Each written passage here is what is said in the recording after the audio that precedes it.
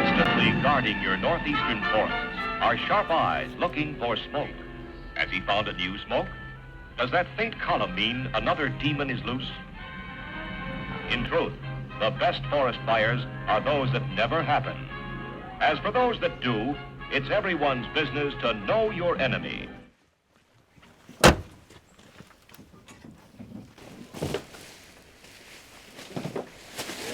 Hi, good to see you. I'm so happy to be here with you. I thought you, hi, cute. So good to see you. Would you like a hug? Welcome to the Grove of Old Trees. This was Landpath's first preserve. We've been stewarding it for, nearly 25 years now, yeah. So quite a while. And these forests probably saw fire every 50 to 80 years or so a much longer fire interval than our grasslands.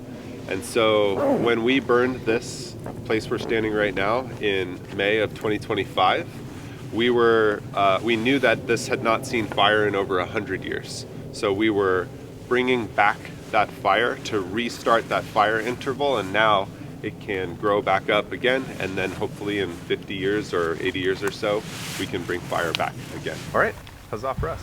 Good start.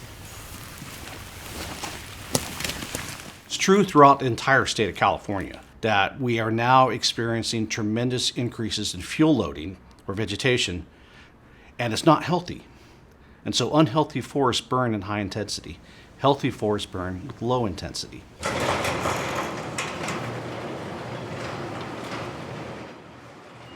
Statistically, more of our acres, the largest fires, largest destructive fires, the most deadliest fires have all happened while I've been employed with CAL FIRE since 2000. We rush out and put a fire out, and we're very good at that. As time went on, starting here locally in Sonoma County in 2017, most notably was the Tubbs Fire. Small fires fueled by extreme winds merged into 6 massive fires, burning more than 200,000 acres. The region's beginning to witness one of the most severe disasters in decades. Full suppression has actually got us to this problem, and so the solution is we need more fire. And we need everybody using fire, being a beneficial fire practitioner. That's where we're gonna be for the day. So sink in, you get this super... We're working in a landscape that is a direct result of a lot of choices that people have made in the recent history in the past 200 years. We'll get them later. All right, we got group 2 though. Group 2's coming down here. And one of the fundamental kind of components of that is the lack of good fire that has been on the land since colonization and settlement.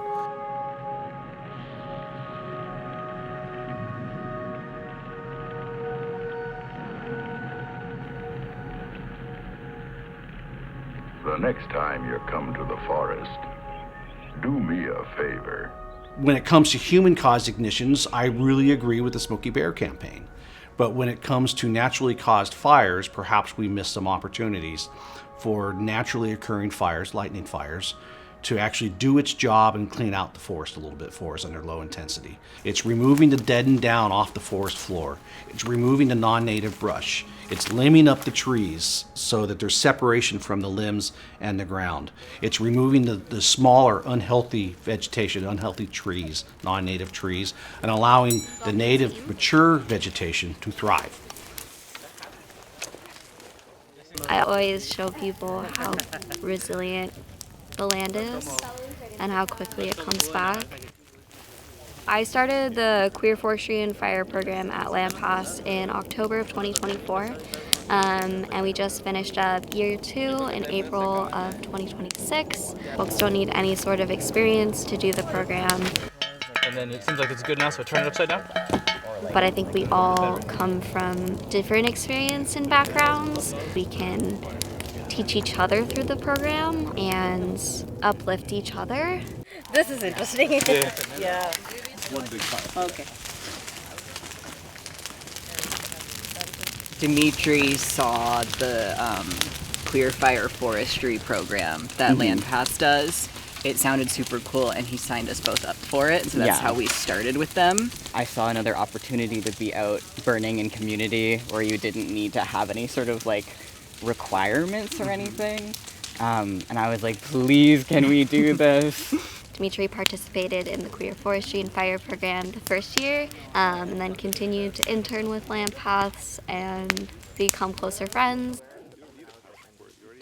I think part of what has kept me in this work for so long is not just loving the work itself, but also the loving the people that I work with. It's definitely like doing all these burns has made me less scared of fire, because it's like I've lived through multiple like pretty severe fires in the county. Fire's scary when you don't know how fire works, and I think just the fact that you can just sign up and show up and just watch fire be controlled by people who like don't even necessarily have formal training on it, and they're like showing you how to do it. It makes fire so much less scary, and once fire is less scary, people are way more willing to burn. You know, as we were entering into the mid-1900s, land management agencies, fire agencies are understanding the value of prescribed burning.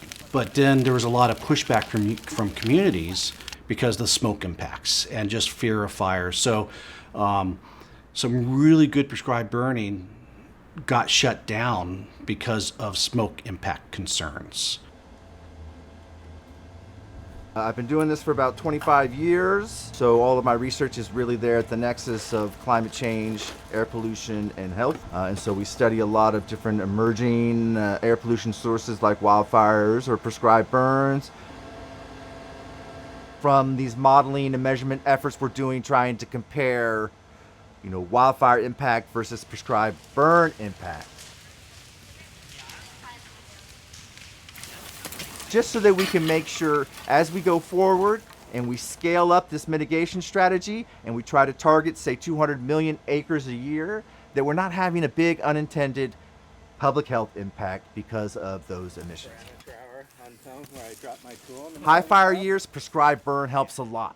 It helps reduce the intensity of those fires. It helps to reduce the air pollution. But in low fire years where there's not a lot of wildfire, prescribed burn can actually increase the amount of pollution in the air for the state of California. It's a risk-benefit analysis of what's the overall benefit to the state versus the risk to individual communities that may be downwind. I don't want the solution to be more catastrophic, deadly fire. I want it to be fire burning on our own terms.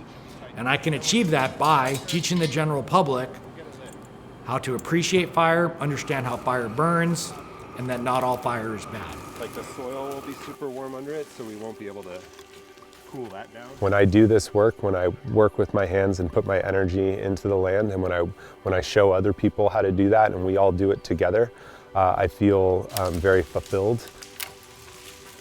I think the reason why it's important to engage everyday people who aren't a part of a fire agency or a conservation organization, is because this work is very much a fundamental part of what it means to be human.